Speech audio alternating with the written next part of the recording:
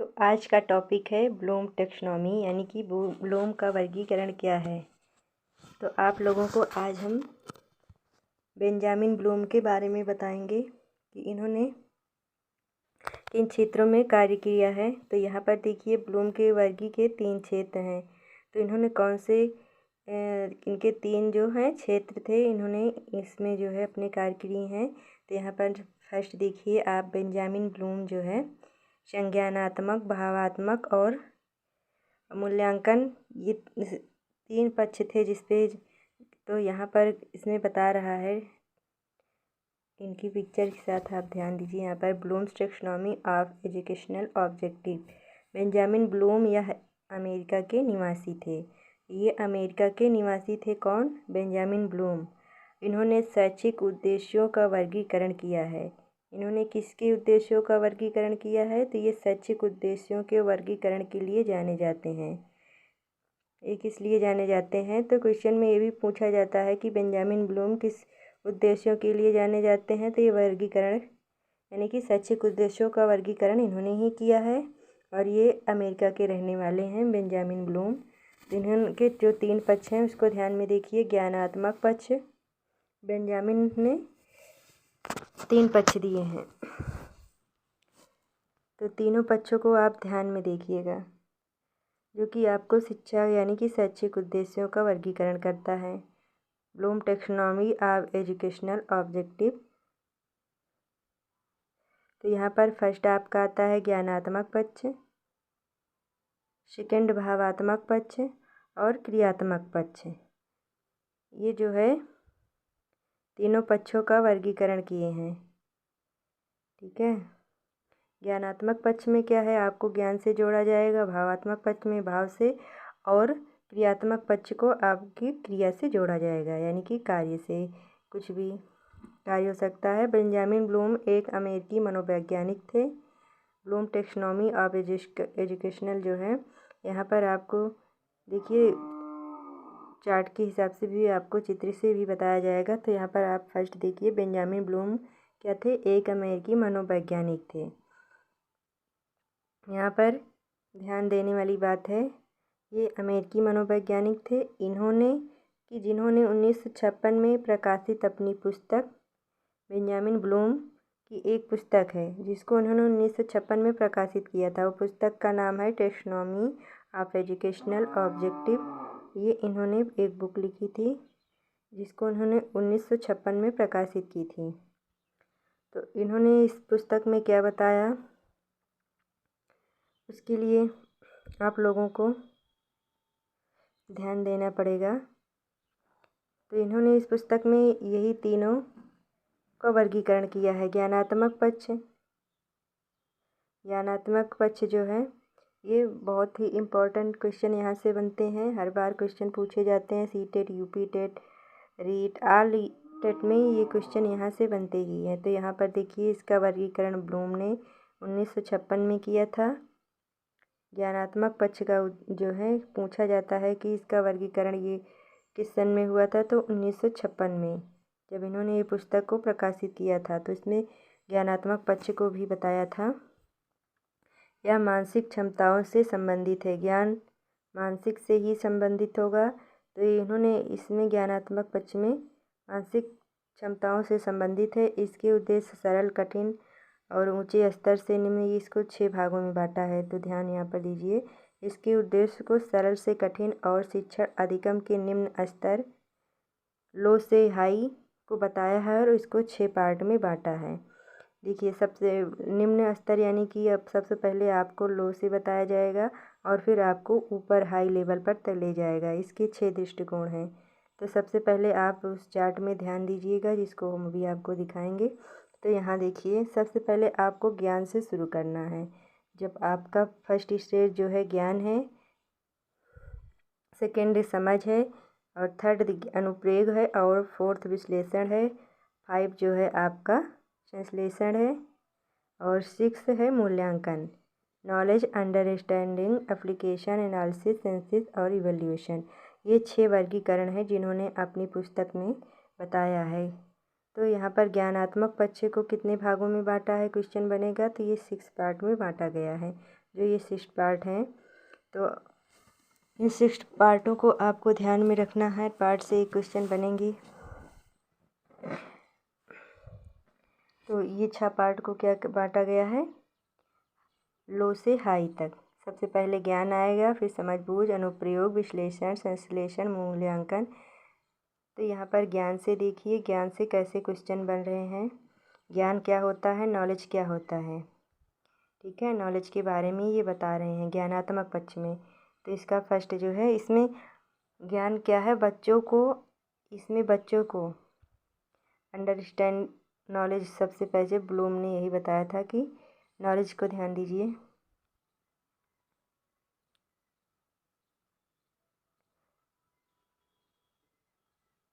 तो नॉलेज में अगर कोई स्टूडेंट या बच्चा है तो आप सबसे पहले उसका नॉलेज देखेंगे। देखिए यहाँ पर नॉलेज से क्या बन रहा है। बच्चे को जब पहले ज्ञान होगा, फिर उसके बाद आप उसकी समझ बूझ को देखेंगे। फिर उसके जो अगर समझ हो जाएगी तो उसको देखेंगे कि उसका प्रयोग कर ले रहा है। फिर उसकी व्याख्या आप देखेंगे। फिर उसको जो है संश्लेषण करेंगे, उसको जोड़ेंगे फिर नए प्रयोग में। फिर उसके बाद आप उसका मूल्यांकन करेंगे। ये सारे पार्ट जो है ज्ञानात्मक पक्ष के लिए एक सीढ़ी की तरह बने हैं, यानी कि हर बच्चे के साथ ऐसा ही होता है। सबसे पहले वो ज्ञान की अवस्था से गुजरता है, फिर उसके बाद समझ बूझ उसके अंदर होती है, फिर उसका वो प्रयोग करना, फिर लास्ट तक जब शिक्षक देख लेता है कि जब लास्ट में आप शिक्षक को ये देखा जाता है कि उसके अंदर कितना प्रोग्रेस हुआ या फिर वो कितना कर सकता है, लास्ट में आप उसका मूल्यांकन करेंगे। ये 6 पार्ट में यही बताया गया है। तो आप एक एक पार्ट को ध्यान रखिएगा। और बेंजामिन ब्लूम हो गया, हर थ्योरी आपको उपलब्ध करा देंगे हम। तो आप लोग सीटेट की तैयारी कैसे कर रहे हैं, अच्छी होगी। तो यहाँ पर देखिए, इसमें बच्चों को आंकड़े जानकारी को याद कराना, प्रत्यास्मरण कराना और फिर आदि कराने का प्रयास किया जाता है। ज्ञान में देखिए क्या किया जाता है, जानकारी को याद कराना, रिकैल आदि कराने का प्रयास किया जाता है।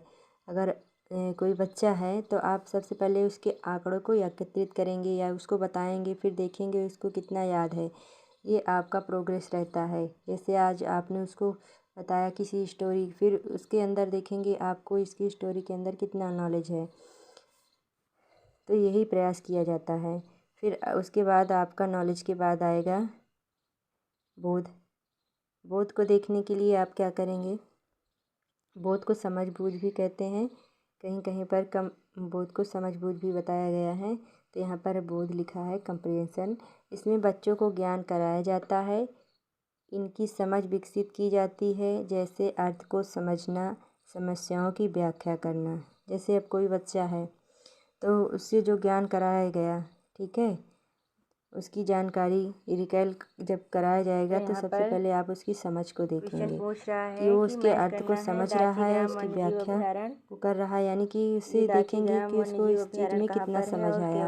अब जैसे आप उसको दे दिए प्लस माइनस के लिए, तो देखिएगा आप देते हैं, आप उसको प्लस माइनस में अंतर करना सिखाएंगे। तो अगर बच्चे को नॉलेज हो गया, बोध हो गया, तो तभी तो वो उसमें अंतर कर सकेगा। तो इसी को कहते हैं बोध, यानी कि समझ।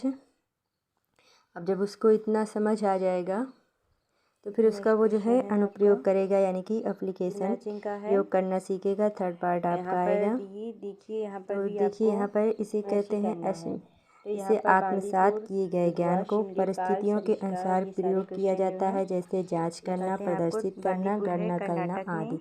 जब उसको प्लस माइनस के बारे में समझ आ गया तो आप उसको, ये है उत्तर प्रदेश में, किसी भी प्रकार की सवाल देंगे या आपको उसको बच्चे को वर्ड भी याद हो गए का से माँ तक, तो आप कोई भी वर्ड बोलेंगे तो आप उसको वो लिख के दिखा सकता है सबसे पहले। तो इसी तरह उसमें गणित में इसे जब समझ आ जाता है तो उसका उसी परिस्थिति के अनुसार प्रयोग कर सकता है। जैसे जो सीखा होगा उसे कहीं भी उसका प्रयोग करना है तो सबसे पहले उसी पे अपना दिमाग लगाएगा और प्रयोग करेगा। तो इसी को कहते हैं निम्नलिखित उसके बाद फिर आपका आता है फोर्थ ऑप्शन विश्लेषण। इसमें आत्मसात किए हुए ज्ञान को भिन्न भिन्न भागों में अलग करने की क्षमता होती है ताकि उसके तथ्यों को निष्कर्षों को समझा जा सके। तो वो जो जितने भी तथ्य को सीखा है तो क्या करेगा, किसी भी परिस्थिति में उसको कहीं भी निम्नलिखित में दिया जाता कोई भी आ गया तो वो उसको देखेगा कि मैं इस ज्ञान को अलग अलग पार्ट में कैसे करके इसको सॉल्व कर सकता हूँ तथा उसके तथ्य और निष्कर्ष को समझ लेगा। तो उसी को कहते हैं विश्लेषण करना। आत्मसात किए हुए ज्ञान को भिन्न भिन्न भागों में अलग करने की क्षमता होती है। विश्लेषण में अलग अलग पार्ट में बांटना यानी कि विश्लेषित करना ताकि उसे तथ्य और निष्कर्षों को समझा सके। अगर वो अलग अलग पार्ट में डिवाइड करेगा तभी उसके हर पार्ट को समझ सकेगा। आपको राष्ट्रीय उद्यानों के बारे में बताया गया विश्लेषण है। बांदीपुर प्रोजेक्ट टाइगर रिजर्व किस राज्य में स्थित है? बांदीपुर के बारे में उसके बाद नेक्स्ट आप देखिएगा आपको भी बताया जाएगा। बांदीपुर आपका कहाँ पर है? बाद आपका आएगा संश्लेषण। संश्लेषण में क्या होता है? कच्छ गुजरात। इसमें नए अर्थ पर जोर देकर हिस्सों को जोड़कर संपूर्ण बनाया जाता है। नए अर्थ पर जोर देकर और हिस्सों को जोड़कर संपूर्ण बनाया जाता है यानी कंसेप्ट एंड रूल के आधार पर उसमें से कोई अपने अकॉर्डिंग कंसेप्ट निकालना, जैसे तर्क देना, वाद विवाद करना, निष्कर्ष देना आदि। संश्लेषण में क्या है? जोड़ा जाता है। ठीक है, किसी भी नए तथ्य को जोड़कर एक संपूर्ण बनाया जाता है। नए अर्थ को जोड़ देकर हिस्सों को जोड़कर संपूर्ण बनाया जाता है। विश्लेषण में अलग किया जाता है और संश्लेषण में जो है जोड़ा जाता है। यही ध्यान रखिएगा। उसमें अपने अकॉर्डिंग कंसेप्ट निकाला जाता है, जैसे तर्क देगा, वाद विवाद करेगा और उसका निष्कर्ष निकालेगा। ठीक है, आपका नेक्स्ट पार्ट आएगा संश्लेषण के बाद। अब आपका होगा मूल्यांकन। जब आपको इतना नॉलेज हो जाने के बाद आपका जो है मूल्यांकन किया जाएगा। लास्ट स्टेज आपकी क्या है? मूल्यांकन है। तो मूल्यांकन में देखिए क्या होता है। मूल्यांकन में क्या है? इसमें सीखे गए ज्ञान का मूल्यांकन किया जाता है कि कितना सीखा है। अब बच्चे को आपने जो ज्ञान से लेकर ये 5 पार्ट हुए उसमें आपको देखा जाएगा आपको कितना समझ में आया है, आप इसका कितना प्रयोग कर सकते हैं, उसी को कहते हैं मूल्यांकन। ठीक है, और इसमें सीखे गए ज्ञान का मूल्यांकन किया जाता है कि आपने कितना सीखा है। ज्ञान, बोध, अनुप्रयोग, विश्लेषण, संश्लेषण और मूल्यांकन, ये 6 पार्ट जो है बेंजामिन ब्लूम में दिए थे। तो आप लोगों को समझ में आ गया होगा। नेक्स्ट देखिएगा।